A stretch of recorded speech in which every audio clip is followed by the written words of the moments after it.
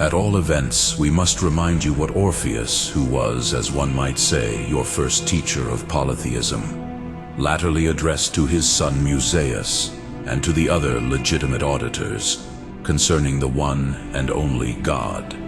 And he spoke thus: I speak to those who lawfully may hear. All others you profane, now close the doors, and O Musaeus, hearken to me, who offspring art of the light-bringing moon. The words I utter now are true indeed, and if you former thoughts of mine hast seen, let them not rob you of the blessed life, but rather turn the depths of your own heart unto the place where light and knowledge dwell.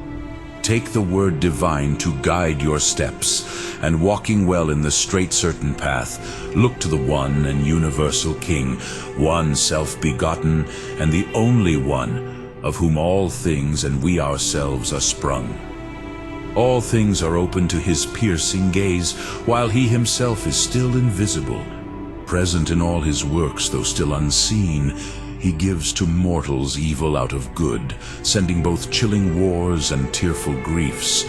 And other than the great King there is none. The clouds forever settle round his throne, and mortal eyeballs in mere mortal eyes are weak to see Jove reigning over all.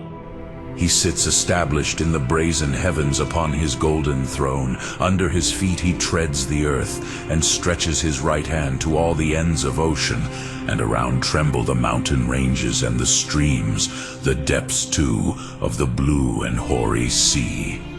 And again in some other place he says, there is one Zeus alone, one sun, one hell, one Bacchus, and in all things but one God. Nor of all these as diverse let me speak.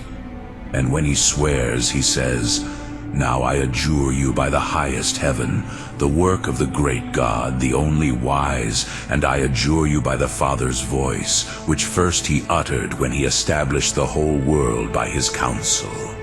What does he mean by, I adjure you by the Father's voice, which first he uttered? It is the word of God which he here names the voice, by whom heaven and earth and the whole creation were made, as the divine prophecies of the holy men teach us. And these he himself also paid some attention to in Egypt, and understood that all creation was made by the word of God. And therefore, after he says, I adjure you by the Father's voice, which first he uttered, he adds this besides, when by his counsel he established the whole world. Here he calls the word voice, for the sake of the poetical meter. And that this is so is manifest from the fact that a little further on, where the meter permits him, he names it word. For he said, take the word divine to guide your steps.